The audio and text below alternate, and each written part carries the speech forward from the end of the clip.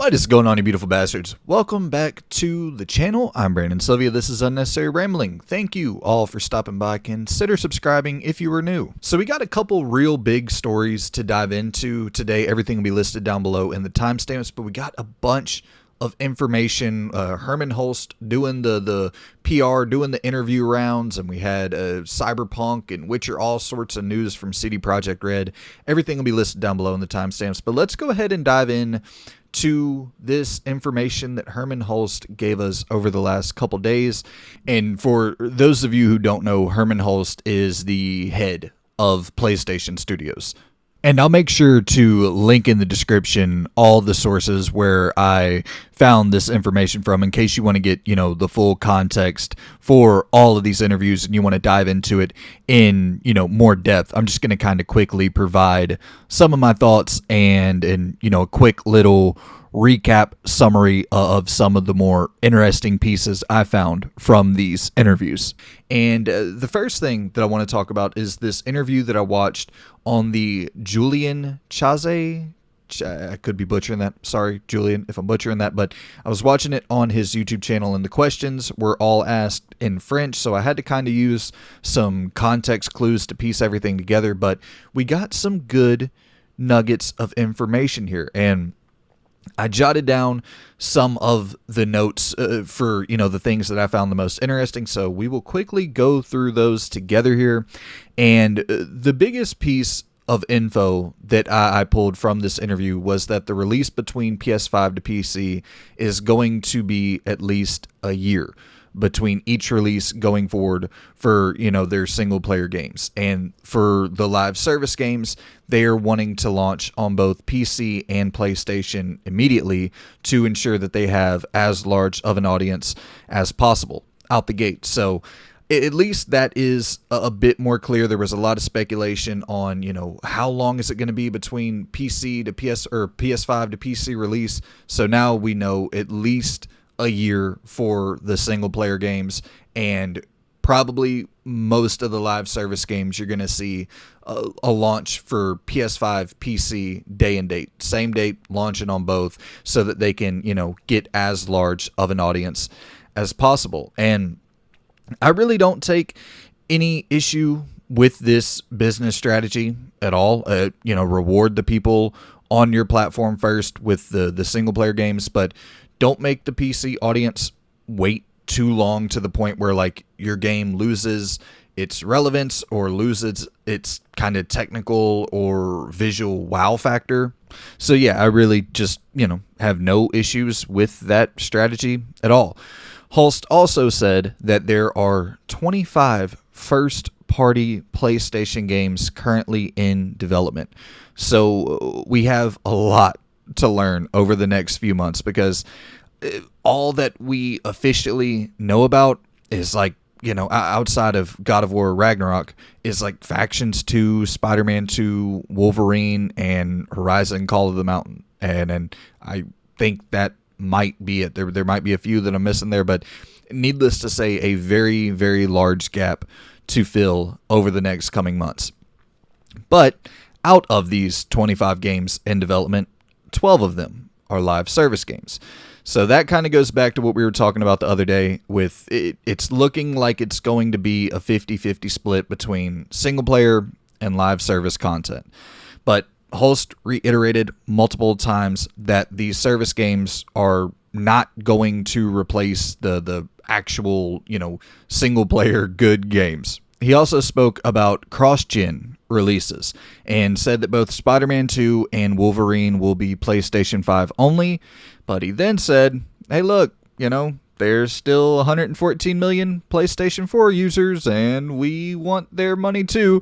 So, pretty much saying we're not totally abandoning that platform, which, I don't love to hear, because we are kind of at that period, that crossroads where I think you need to leave the PlayStation 4 on the other side and just move in to the full next gen, because I think it, could be hurting developers a little bit while trying to have to develop for both systems. But oh well, I guess that is the cost of doing so damn well with the PlayStation 4. And Hulst also spoke about PlayStation VR 2, and he said that it'll launch early 2023 with Horizon Call of the Mountain as a launch title, and he claimed that it is a truly next-gen experience for VR, which I think you can kind of see that in the trailer. It does look like it's pushing the limits of, what VR is capable of. So I'm excited to see what that turns out like, what the reviews for that end up being. Is that going to be kind of a Half-Life Alyx style of experience? I'm not sold on VR yet currently. I need to see a little bit more in the software department, so curious to see what the launch window or kind of the launch lineup is for PSVR 2. He also spoke about acquisitions and said that to PlayStation, it's not an arms race to just acquire any and every developer available or any and every publisher available, that they kind of want to make sure that every team that they purchase fits the culture. And furthermore, he talked about acquiring studios such as Haven, Jade Raymond's new studio, and helping them get off the ground and kind of get going. So it seems that PlayStation isn't really looking to get into a huge acquisition war, which, to be totally fair, it's not really like they could win that war regardless. But I do like the idea of focusing on what you do best and kind of building a culture around that with your first party studios. And I also pulled some information from Steven Totillo on Twitter, who works for Axios, and he had the chance to interview Hulst as well. And he reports that there is some very good news regarding single player games in terms of their financial viability with PlayStation, where Hulst stated that their single player games are some of the most profitable games in their ecosystem currently, which, to be totally fair, it's not like they have a lot of competition. Like, there's not a lot of live service games that they have in their ecosystem yet. There's not a lot of multiplayer games that they have in their ecosystem yet. So who knows? If they have one of those big Fortnite hits, I'm sure the attitude here could drastically differ, in the coming years. So we shall see. I hope not. I hope we still continue getting those single player games. And I mean, he did reiterate time and time again in that interview on the Julian Chaze, sorry for butchering it once again, but he reiterated multiple times on the interview on that YouTube channel that they are committed to continuously getting out the games that the core audience loves. Also, Hulst stated in an interview with Famitsu that he was heading to Japan after he kind of skirted around a question regarding the fact that as of late, it seems that PlayStation has little to no investment in the JRPG or really just the Japanese games market in general outside of Gran Turismo or Astrobot. So yeah, let's hope that after that interview, he headed to Japan and maybe we can see some, revitalization from Japan studio, and maybe we can get some off-the-wall shit like Folklore or Puppeteer. Not saying those exact games, but shit like that returning, or even, working on like games that have just been dormant for a long-ass time, like Parasite Eve, or I would just like to see Japan studio back in some prominent role, because with the last generation, they were pretty much sidelined and nothing came out of Japan studio. So yeah, let's hope that his venture over to Japan, his journey over to Japan, will end with Japan studio somehow being revitalized, being revived, brought back, and given some cool shit to work on. So some good stuff across the board here from these different Hermen Hulst interviews over the last couple days. And yeah, man, it seems like outside of being, the head of PlayStation Studios, it seems that Hermen Hulst is also the head of cleaning up Jim Ryan's PR nightmares. So yeah, I can't imagine that is a job that many people are in envy of right now, but good stuff across the board from these different interviews, and shout out to all the different interviews that put this stuff together for us to, pick apart and to sift through and find some good stuff to talk about. All right, and next we're diving in to CDPR's big information blowout. Tons of information on the future of The Witcher, tons of information on the future of Cyberpunk, coming out announcing damn near 842 new games that they have early in development, but some really good stuff to dive into, and also some things that definitely worry me, especially the fact that they are supposedly introducing multiplayer into most of their new games that they have in development. But we will reserve judgment for now, and let's just break this thing down one by one. Everything I'm pulling from here comes directly from cdproject.com and their official Twitter account. So let's start it off with the game that kind of kicks everything off once it releases, and that is Project Polaris, a story-driven, open-world RPG built on the legacy of The Witcher 3. It's currently in pre-production, so, still in the planning phase. But with them building off The Witcher 3, you'd hope that that pre-production window can be shortened a little bit. But, yeah, it is being developed internally at CDPR with currently 150 developers already working on it.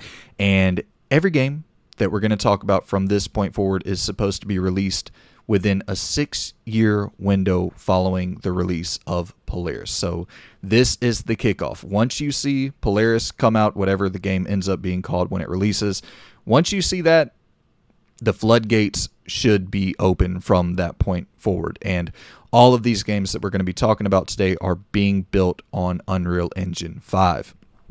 Okay, next up we have Project Canis Mogeris. This is a single-player open-world action RPG set in the Witcher universe and is being developed externally by a third-party studio who will be using assets from Project Polaris to develop Mogeris, and you'll see this trend going forward with the different games we're going to talk about. It seems like CDPR's goal is to work in tandem with numerous other teams to shorten the developmental pipeline for all their projects, and this unannounced external team for Project Canis Mogeris is said to be familiar with the Witcher games, which makes me think of Dark Passenger, a studio that was formed recently from ex-CDPR talent, or possibly Rebel Wolves, which was founded by Konrad Tomaskevich, who was game director on The Witcher 3.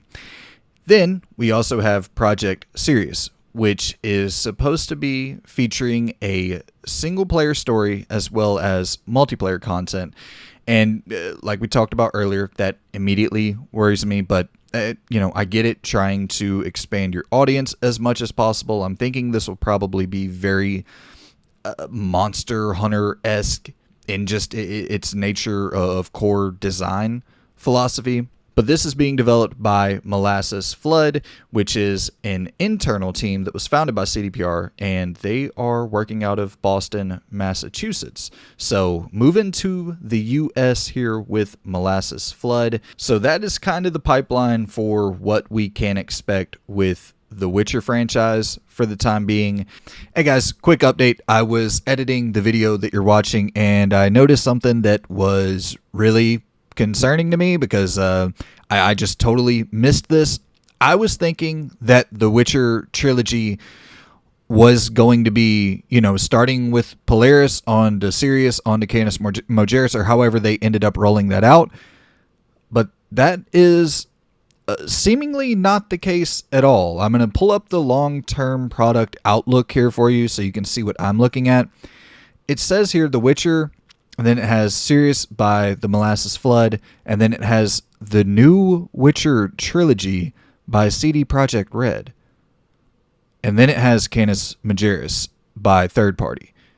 So when I was thinking the new Witcher trilogy, I was thinking, okay, you're going to have one game developed internally by CDPR, and then 2 games developed externally so that you can hit that 6-year window of 3 Witcher games, which would only give CD Projekt Red a 2-year dev cycle between each game. And I was looking at this initially and saying, oh, okay, well, we have Sirius being developed externally, we have Canis Mogeris being developed externally. I think CDPR could be able to hit a 6-year window with all these games when 2 of them are developed externally, 1 developed internally. Yeah, they could probably hit a 6-year window for this trilogy.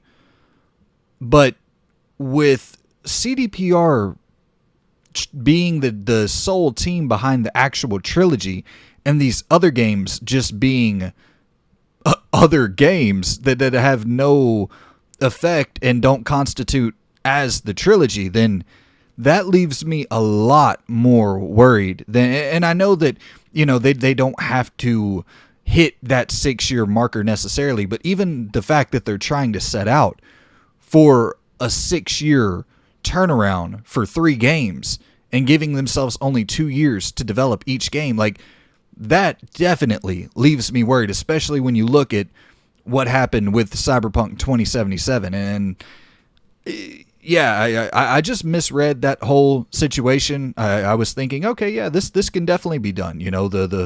I think the turnaround there, having 1 game internally, 2 externally, I was thinking, yeah, that's not a huge issue. I think they could probably get that knocked out in a 6-year period, but this is a totally different scenario. So just for a quick recap, Project Polaris, let's say it comes out 2024, 2025. They're trying to get 2 more games out in a 6-year period, with Project Polaris being 2024 and then the last game of the trilogy being 2030, all developed internally by CD Projekt Red. Unless I am mistaken on something, if I am, please correct me, but that seems abso-fucking-lutely ludicrous. Like, that is very, very worrying. And I haven't seen this reported on. Like, I think most people are getting confused the same way I was, where they saw Witcher Trilogy, and then they see Sirius, Canis Majoris, and Project Polaris, and they're thinking that's the trilogy. But like I said, I'll pull up that long-term product outlook thing here, and that does not look... that doesn't look like what they're trying to shoot for at all. I hope I'm wrong. Correct me if I am wrong. If I misread something or got the details mixed up, definitely let me know. But sheesh, that doesn't look good to me at all. And now we move into Cyberpunk. Cyberpunk Phantom Liberty, the DLC that has already been announced, bringing back Keanu Reeves and all that good stuff. Over 300 developers are currently working on Phantom Liberty. It is in its final stages of production. And yeah, I hope this will be the last DLC for Cyberpunk, and then, they can move those 300 developers on to, working on brand new full games, which, speaking of a brand new full game from Cyberpunk, we have Cyberpunk Orion, and this is a full-on sequel that will be developed by a brand new team out of Boston as well. Well, I shouldn't necessarily say new team. It's going to be made up of a lot of already existing CDPR talent, and I'm sure they're going to hire new talent as well, but it's a new studio that they're building in Boston for more internal development. And it's going to be running on Unreal Engine 5, like we talked about earlier. Really curious to see more on this Cyberpunk game. Curious to see if they stick with the first-person view for Cyberpunk and kind of have Witcher as their exclusive third-person franchise. So they have, a first-person franchise and a third-person franchise running simultaneously. But yeah, nice to see that Cyberpunk is going to continue on. I feel like people were worried that with its initial reception that CDPR was just going to get out of that universe as soon as possible. But it looks like, after Edge Runners and getting that 20 million player count for Cyberpunk, it seemed like CDPR put the brakes on that idea a little bit and wanted to return back to the Cyberpunk universe. So we are getting Phantom Liberty sometime fairly soon, and then we are getting a full-on sequel to Cyberpunk. And I'm really excited about that. Hopefully, they'll learn their lesson from the release of Cyberpunk, and then obviously this will be a next-gen only title. Hell, this could be a next-gen only title, PS6 and Xbox Series, whatever. I could see this really taking some time until we see it, but this is where my hype really begins to intensify. Yes, we're getting all that stuff in the Witcher and Cyberpunk universe, but we are also getting a brand new IP codenamed Project Hater. being developed 100% internally, and it's obviously just in the conceptual phase right now. And I think this is really where CDPR can stretch their wings a little bit. Really excited to see what they can do with their own brand new IP. But this does obviously beg the question, can CDPR handle all of this content? Hopefully, CDPR will pump the brakes if need be, and if they need to delay any of these games, they just delay the damn game. We don't need another Cyberpunk-esque situation. But regardless, this is all being done under CDPR's watch, so they have to make sure that all of this content gets out the door in a stable fashion. They have to oversee everything, and that is not, that's no light task. That's going to be difficult. But then you also have the question of, is the fan trust still there? Do these fans still trust CDPR after that horrific launch of Cyberpunk? And they probably do. Consumers notoriously have short-term memory, so yeah, I don't think that launch will hurt CDPR going forward. But, you hear developers all the time say shit like, if you want to support your favorite developers, then buy the game on day one. And while I totally agree with that and believe in that, but you have to give us reason to support you. You can't, I'm not saying I want a cookie for buying your game on day one, but if you want us to come off of that $60 or $70, then you got to instill some sort of trust that we're going to get at least a complete product on day one. I'm not saying that obviously updates, patches are just a standard in the industry at this point, but you can't, at the very least, you can't punish players for choosing to support you on day one. So I'm just hoping that they can handle, this is a lot of work, regardless if it's being developed internally, externally, whatever. This is a lot of damn work for CDPR to manage and oversee all this shit. So I'm just hoping it can all get out in a functional, playable fashion.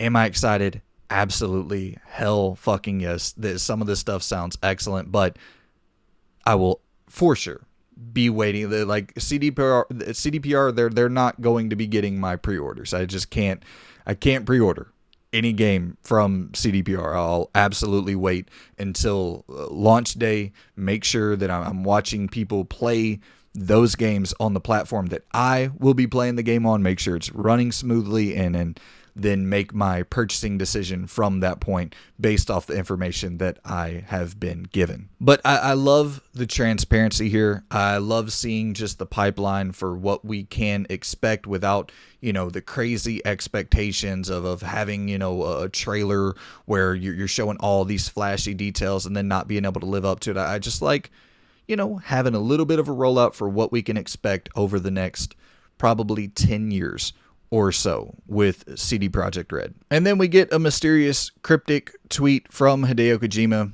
where he says, the answer to who at TGS will be in the next where.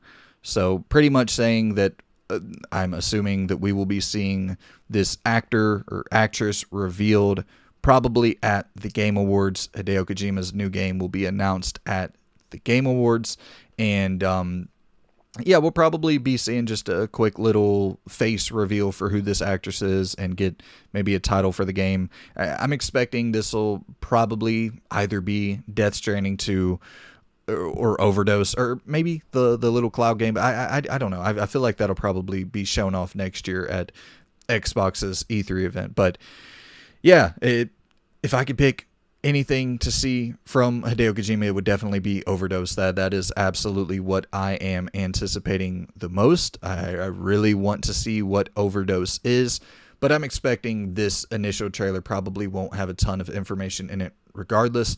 But I would like to at least have some confirmation that Hideo Kojima is working on a survival horror game. Would really, really love to hear that. But yeah, looks like we will be getting Hideo Kojima popping up at the Game Awards. So that is at least exciting to know that we'll get one, regardless of what Hideo Kojima does, even popping up to announce a damn podcast. Pretty much anything and everything that he does is exciting at the very least. So nice to know that, or at least to assume that he'll be showing up at the Game Awards. But yeah, that is going to be it for today's video. A lot of information there with CDPR, a lot of information there with the Hermen Hulst interviews. So I hope you all enjoyed it, and let me know your thoughts on any of these discussions down in the comments below. I appreciate you all for tuning in, and I will see you guys in the next video. Goodbye.